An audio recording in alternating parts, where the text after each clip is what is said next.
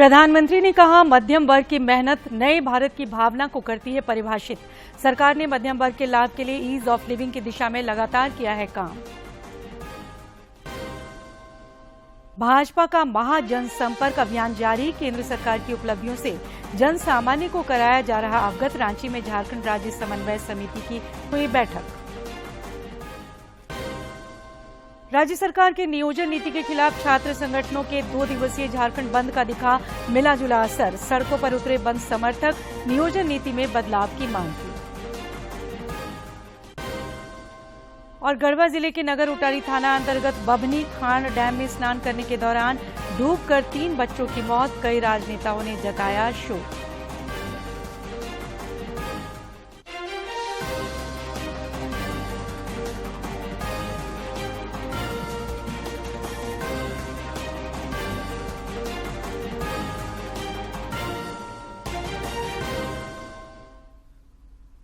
नमस्कार, खबरें झारखंड में आपका स्वागत है। खबरों के साथ मैं हूं सरोज झा और अब खबरें विस्तार से। मॉर्निंग कंसल्ट द्वारा जारी ताजा सर्वेक्षण में प्रधानमंत्री नरेंद्र मोदी को सबसे लोकप्रिय वैश्विक नेता के रूप में 77% अप्रूवल रेटिंग मिली है और वे लोकप्रियता के मामले में शिखर पर हैं।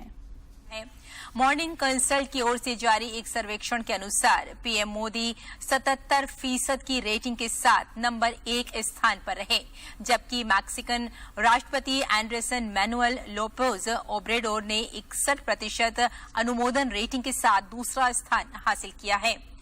52% अनुमोदन रेटिंग के साथ तीसरे स्थान पर ऑस्ट्रेलियाई प्रधानमंत्री एंथनी अल्बानीज हैं और फ्रांसीसी राष्ट्रपति 24% अनुमोदन रेटिंग के साथ 11वें स्थान पर हैं। वहीं ब्राजील के नवनिर्वाचित राष्ट्रपति लुइस इनासियो लूला डा सिल्वा को 50% रेटिंग के साथ 4वें स्थान पर हैं। अमेरिकी राष्ट्रपति 40% अनुमोदन के साथ 7वें स्थान पर और ब्रिटेन के प्रधानमंत्री ऋषि सुनक 33% अनुमोदन के साथ 10वें स्थान पर हैं। फरवरी और अप्रैल में भी पीएम मोदी 78% की अप्रूवल रेटिंग के साथ दुनिया के सबसे लोकप्रिय वैश्विक नेता थे। मॉर्निंग कंसल्ट प्रतिदिन 20,000 से अधिक वैश्विक साक्षात्कार आयोजित करता है। ग्लोबल लीडर डेटा किसी दिए गए देश में सभी वयस्कों के साथ 7 दिवसीय मूविंग एवरेज पर आधारित होता है। प्रधानमंत्री नरेंद्र मोदी ने राष्ट्र निर्माण में मध्यम वर्ग की भूमिका की सराहना की है। आज एक ट्वीट में उन्होंने कहा कि मध्यम वर्ग विकास और नवाचार का वाहक है और उनका श्रम नए भारत की भावना को दर्शाता है। श्री मोदी ने कहा कि सरकार मध्यम वर्ग के लिए जीवन यापन को अधिक सुगम बनाने के लगातार प्रयास कर रही है। उन्होंने कहा कि पिछले 9 वर्ष में सरकार ने इस संबंध में कई नीतिगत पहलें की हैं। इनमें ऋण दर को कम करना, आयकर में राहत, महंगाई को नियंत्रित रखना तथा वस्तु और सेवा कर को प्रभावी तरीके से कार्यान्वित करना शामिल है। इन पहलों के कारण मध्यम वर्ग की आय और बचत दोनों में इजाफा हुआ है। प्रधानमंत्री ने एक अन्य ट्वीट में कहा कि जल जीवन मिशन का लक्ष्य प्रत्येक भारतीय को स्वच्छ और सुरक्षित जल उपलब्ध कराना है। उन्होंने कहा कि स्वच्छ जल सार्वजनिक स्वास्थ्य के लिए बुनियादी आवश्यकता है। विश्व स्वास्थ्य संगठन की एक रिपोर्ट में कहा गया है कि हर घर जल कार्यक्रम का लोक स्वास्थ्य पर महत्वपूर्ण प्रभाव पड़ा है और इससे लोगों को आर्थिक बचत हुई है। रिपोर्ट में अनुमान व्यक्त किया गया है कि देश में सभी घरों के लिए सुरक्षित पेयजल सुनिश्चित करने से डायरिया से होने वाली लगभग 4 लाख मौतों को रोका जा सकता है। जल जीवन मिशन को मिली एक और कामयाबी। विश्व स्वास्थ्य संगठन ने अपने शोध में किया दावा, मिशन खत्म होने तक डायरिया से होने वाली तकरीबन 4 लाख मृत्यु को रोका जा सकेगा। 14 lakh disability adjust life year को रोका जा सकेगा। इतना ही नहीं, तकरीबन 101 बिलियन $US का खर्च बचाया जा सकेगा। 66.6 मिलियन घंटे का समय बचेगा। जल शक्ति मंत्रालय के पेयजल एवं स्वच्छता विभाग के सचिव विनी महाजन ने कहा कि विभाग बहुत तेजी से हर घर नल से जल पहुंचाने के मिशन पर काम कर रहा है। We conducted this study to evaluate the potential health impacts from the Jal Jeevan mission And we found that if the Jal Jeevan Mission achieve 100% coverage of safely managed drinking water, 400,000 diarrhea deaths could be averted. अगर हम इसी साल के बारे में बात करें, साल 2023 में, तो प्रति सेकंड कहीं ना कहीं भारतवर्ष में एक नए घर को हर सेकंड एक जल कनेक्शन JJM से प्राप्त हो रहा है।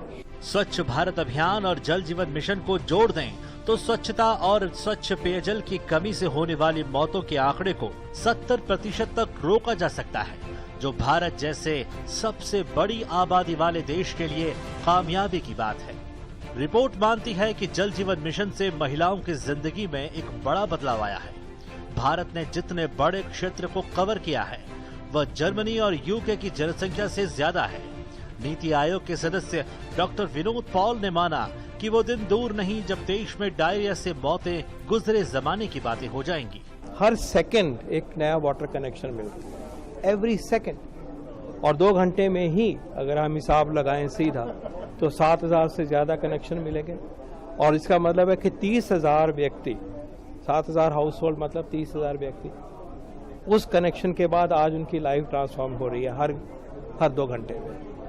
गौरतलब है कि तकरीबन 19 करोड़ 45 लाख घरों तक नल से जल पहुंचाने के मकसद के साथ जल जीवन मिशन की शुरुआत हुई थी।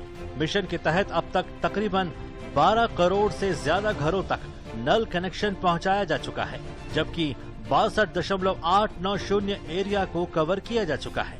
और ये कामयाबी का सफर अभी भी जारी है, जिसे दुनिया मानती है। Chandrashekhar, DD news. प्रधानमंत्री नरेंद्र मोदी कल नई दिल्ली में पहले राष्ट्रीय प्रशिक्षण सम्मेलन का उद्घाटन करेंगे। इसका आयोजन प्रगति मैदान में अंतर्राष्ट्रीय प्रदर्शनी और सम्मेलन केंद्र में किया गया है। सम्मेलन का आयोजन क्षमता निर्माण आयोग ने किया है और इसका उद्देश्य प्रशासनिक सेवा प्रशिक्षण संस्थानों तथा देश भर के प्रशासनिक सेवा अधिकारियों के आधारभूत प्रशिक्षण ढांचे को मजबूत करना है।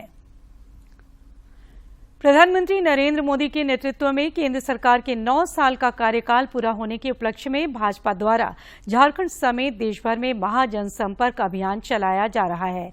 इस सिलसिले में राज्य में भी कार्यक्रमों का आयोजन हो रहा है।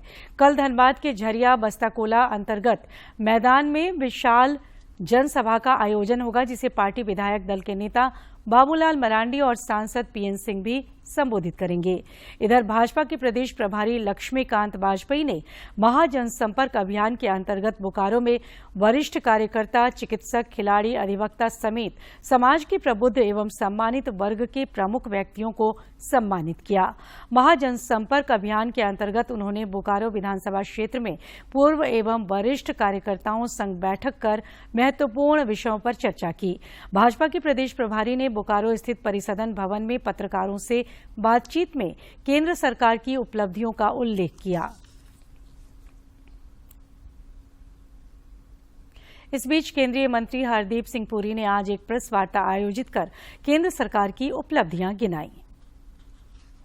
प्रधानमंत्री आवास योजना में 3 करोड़ आवास सैंक्शन हुए। जो हमारी वैक्सीन मैन्युफैक्चरिंग कैपेसिटी थी पब्लिक सेक्टर में, उन्होंने 2004 और 14 में उसको खत्म कर दिया। So we had to start from scratch. तो जब कोविड आया तो हमको 1500 टन मेडिकल इक्विपमेंट सप्लाईज बाहर से लानी पड़ी। 942 टन मेडिकल इक्विपमेंट हमें मेडिकल सप्लाईज भारत के अंदर डिस्ट्रीब्यूट करनी पड़ी। But the fact speak for themselves. Ranchi में आज पूर्व मुख्यमंत्री शिबू सोरेन की अध्यक्षता में झारखंड राज्य समन्वय समिति की एक बैठक हुई। इस बैठक में महागठबंधन के वरिष्ठ नेताओं ने हिस्सा लिया। इस दौरान समसामयिक विषयों पर मंथन हुआ। बैठक में लिए गए फैसलों के बारे में कांग्रेस के प्रदेश अध्यक्ष राजेश ठाकुर ने जानकारी दी।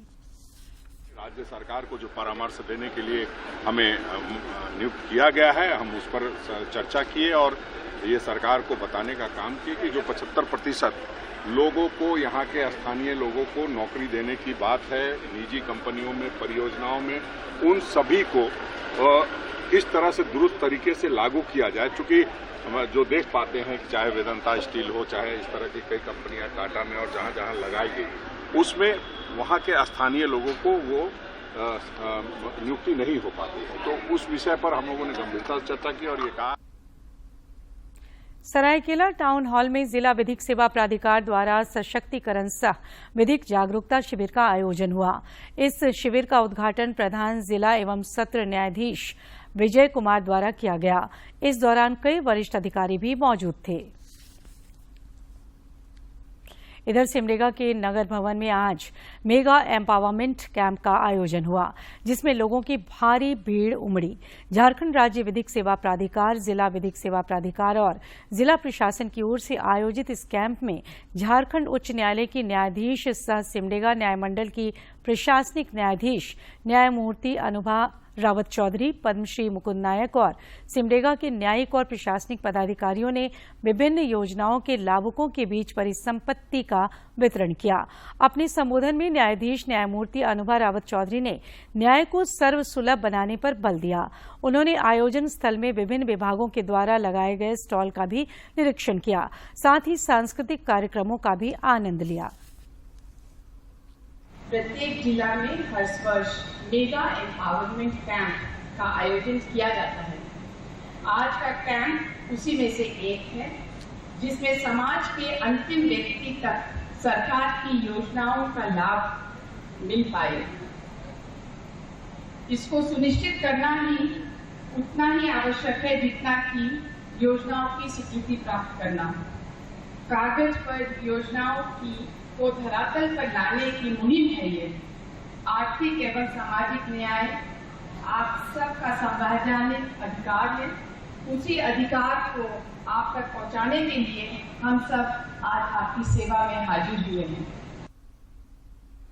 एनजीटी के निर्देशानुसार प्रत्येक वर्ष की तरह इस वर्ष भी आज से आगामी 15 अक्टूबर तक बालू के उठाव पर रोक लगा दी गई है।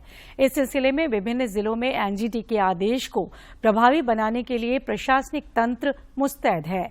रामगढ़ उपायुक्त ने भी जिला स्तरीय खनन टास्क फोर्स की बैठक आयोजित कर संबंधित पुलिस तथा प्रशासनिक अधिकारियों को एनजीटी के आदेश का सख्ती से अनुपालन सुनिश्चित कराने के निर्देश दिए। झारखंड सरकार की नई नियोजन नीति के खिलाफ झारखंड राज्य छात्र संघ के द्वारा आयोजित 2 दिवसीय झारखंड बंद का आज राज्य में मिला जुला असर देखने को मिला। बंद समर्थक सड़कों पर उतरे और नियोजन नीति में बदलाव की मांग की।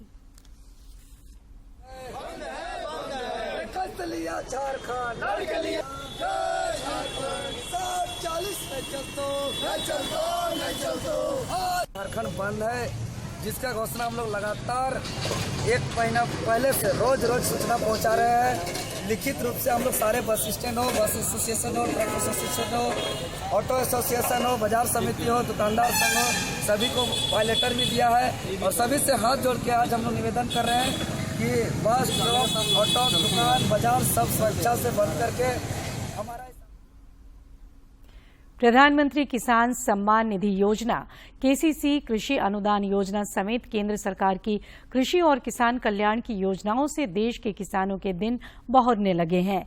रांची के किसान प्रीतम भी अपनी समृद्धि की राह पर आगे बढ़ रहे हैं।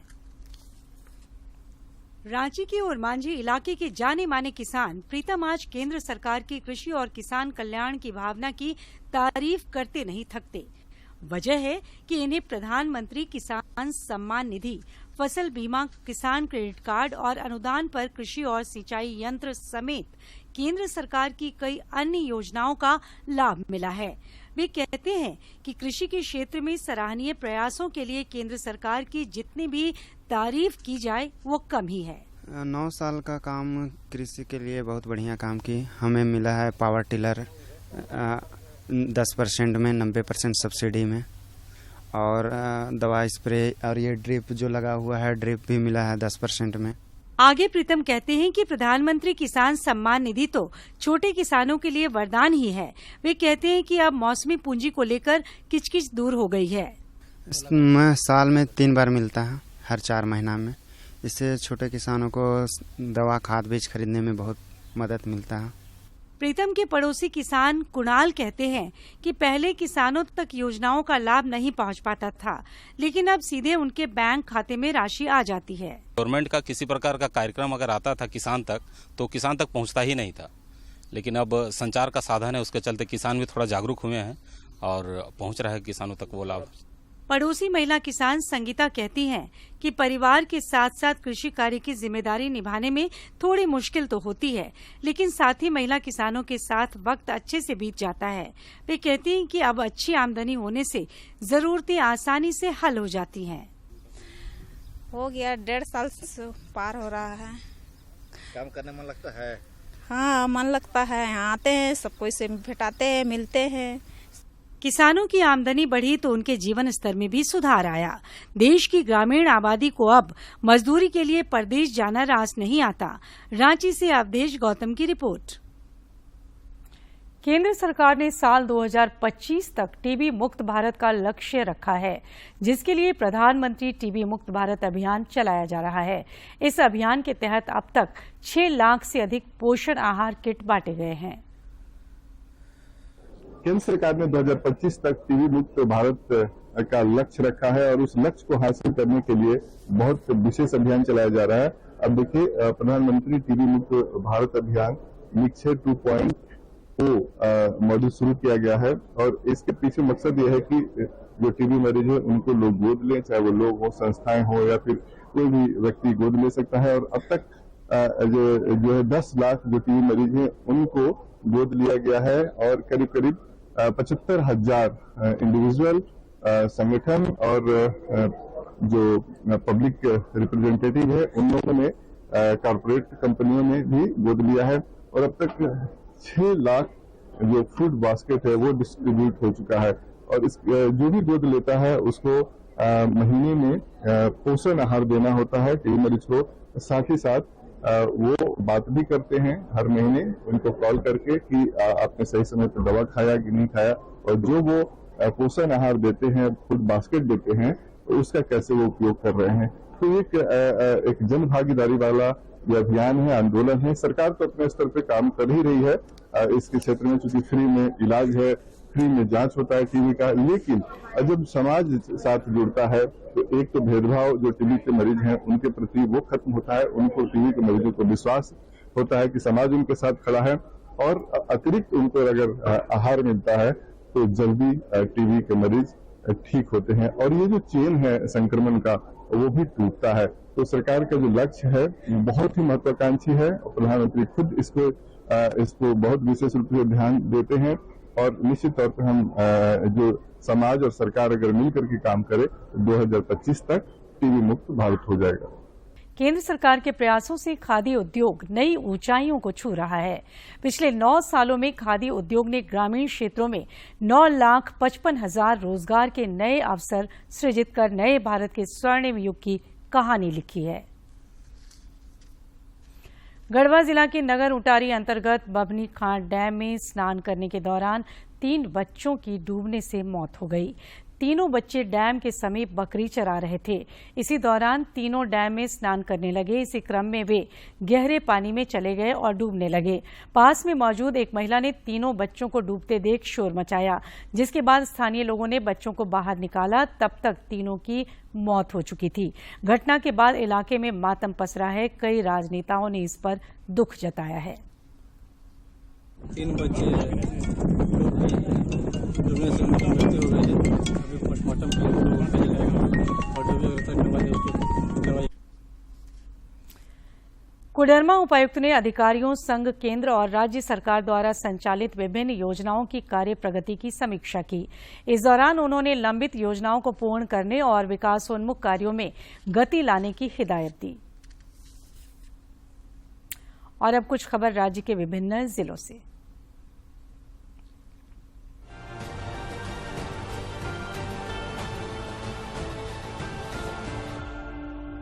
रांची सांसद संजय सेठ ने ईचागढ़ विधानसभा क्षेत्र अंतर्गत नीमडी प्रखंड मुख्यालय से एफसीआई गोदाम तक सांसद निधि से बनने वाली पीसीसी पथ का शिलान्यास किया। इस दौरान बड़ी संख्या में स्थानीय लोग मौजूद थे। मुख्यमंत्री हेमंत सोरेन आगामी 16 जून को पाकुड़ जिले में संचालित विभिन्न योजनाओं के क्रियान्वयन एवं उनकी अद्यतन स्थिति की समीक्षा करेंगे। इसके मद्देनजर उपायुक्त ने समाहरणालय स्थित सभागार कक्ष में विभिन्न विभागों के अधिकारियों के साथ बैठक की और आवश्यक दिशा निर्देश दिए। बोकारो पुलिस ने कुनार नदी परियोजना के लिए लाए गए लोहे के पाइप की चोरी कर भागते हुए 7 चोरों को गिरफ्तार किया है। पाइप से लदा हुआ एक ट्रक, एक 4 पहिया वाहन तथा एक पिकअप भी बरामद किया गया। केंद्रीय शिक्षा राज्य मंत्री अन्नपूर्णा देवी ने एक फोटो साझा कर बताया कि महा जनसंपर्क अभियान के तहत आगामी 15 जून को राजस्थान के पूर्व मुख्यमंत्री और भाजपा के राष्ट्रीय उपाध्यक्ष वसुंधरा राजे सिंधिया बगोदर स्टेडियम में एक विशाल महारैली को संबोधित करेंगी। धनबाद उपायुक्त ने अधिकारियों संग कई विभागों की योजनाओं के क्रियान्वयन एवं उनकी अद्यतन स्थिति की समीक्षा की तथा जरूरी दिशा निर्देश दिए। पूर्व मंत्री सह विधायक रणधीर कुमार सिंह ने सारठ विधानसभा के सीमावर्ती क्षेत्र रांगा सिरसा काली मंदिर प्रांगण में आयोजित भागवत कथा में शामिल हुए। भाजपा विधायक दल के नेता बाबूलाल मरांडी ने एक फोटो साझा कर लोगों को विश्व भूगर्भ जल दिवस की हार्दिक शुभकामनाएं दी। उन्होंने कहा कि भूजल का स्तर लगातार गिर रहा है, इसलिए हम सबकी जिम्मेदारी है कि वर्षा जल और अन्य माध्यमों से जल का संरक्षण करें और सदुपयोग करें। रांची सांसद संजय सेठ ने आज अपने आवास पर नागरिकों से मुलाकात और संवाद किया। इस दौरान श्री सेठ ने कहा कि सामूहिक प्रयास से वे रांची संसदीय क्षेत्र के विकास और जन समस्याओं के समाधान के लिए सतत प्रयत्नशील हैं। भारतीय जनता पार्टी युवा मोर्चा के प्रदेश अध्यक्ष किसले तिवारी ने पलामू के तहरसी प्रखंड में 9 मतदाता सम्मेलन में युवाओं से संवाद किया। श्री तिवारी ने उपस्थित 9 मतदाताओं को केंद्र सरकार की उपलब्धियों से अवगत कराया, साथ ही राष्ट्र निर्माण में सहभागिता सुनिश्चित करते हुए भाजपा को समर्थन देने की अपील की। झारखंड हिंदू महासभा द्वारा जमशेदपुर में हुए कथित पुलिसिया जुल्म के खिलाफ राजभवन के पास 1 दिवसीय धरना दिया गया। इस धरना में रांची विधायक सह पूर्व मंत्री सीपी सिंह समेत कई नेता शामिल हुए।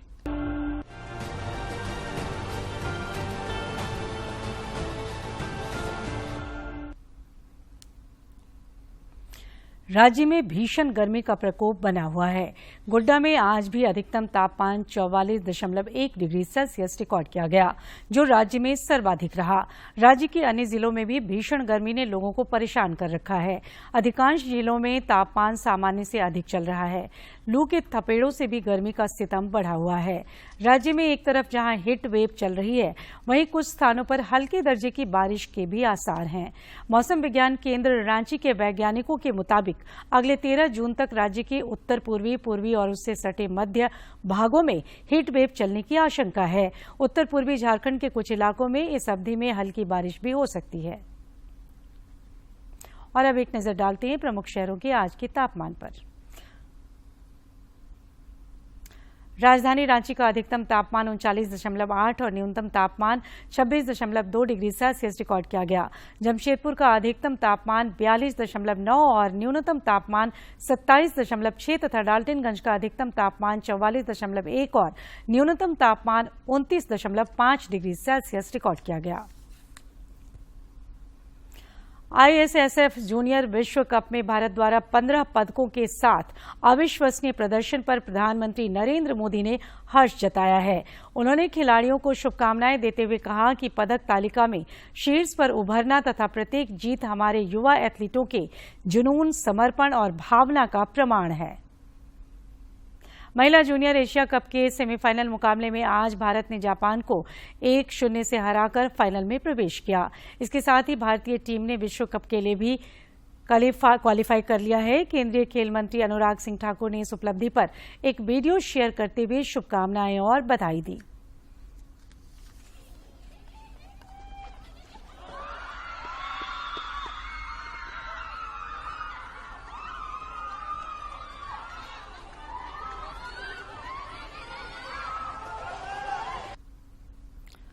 और अब एक नजर डालते हैं आज के इतिहास पर।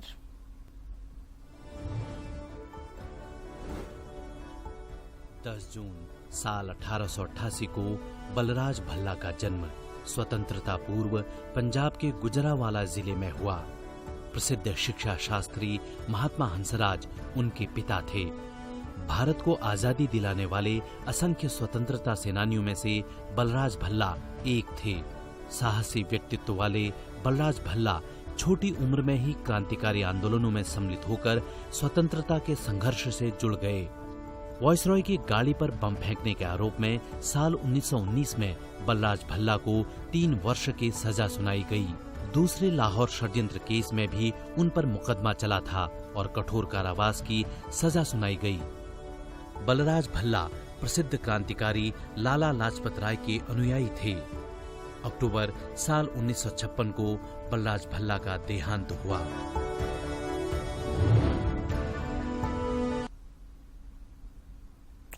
आइए इस वीडियो क्लिप में भारतीय करेंसी रुपए के संबंध में कुछ रोचक जानकारियों को देखते हैं।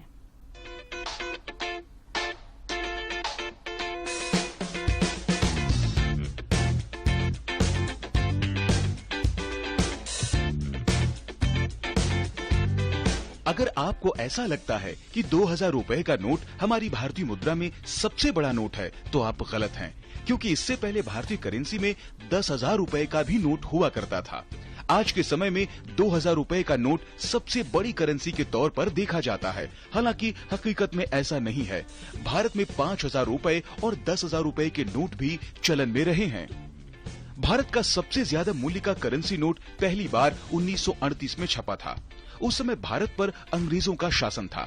1938 में चलन में आए 10,000 रुपए का नोट ज्यादा दिन नहीं चल पाया। 8 साल बाद ही अंग्रेजी हुकूमत ने इसे बंद करने का निर्णय ले लिया और यह 1946 में चलन से बाहर कर दिया गया। 10,000 के नोट को बंद करने की वजह व्यापारियों की मुनाफाखोरी थी। 1947 में आजादी मिलने के बाद भारत में 5,000 और आखिर में इस बुलेटिन के मुख्य समाचार एक बार फिर। प्रधानमंत्री ने कहा, मध्यम वर्ग की मेहनत के नए भारत की भावना को करती है परिभाषित। सरकार ने मध्यम वर्ग के लाभ के लिए ईज ऑफ लिविंग की दिशा में लगातार किया है काम। भाजपा का महा जनसंपर्क अभियान जारी। केंद्र सरकार की उपलब्धियों से जन सामान्य को कराया जा रहा अवगत। रांची में झारखंड राज्य समन्वय समिति की हुई बैठक। राज्य सरकार के नियोजन नीति के खिलाफ छात्र संगठनों के 2 दिवसीय झारखंड बंद का दिखा मिला जुला असर। सड़कों पर उतरे बंद समर्थक, नियोजन नीति में बदलाव की मांग। और गढ़वा जिले के नगर उटारी थाना अंतर्गत बभनी खांड डैम में स्नान करने के दौरान डूबकर 3 बच्चों की मौत। कई राजनेताओं ने जताया शोक।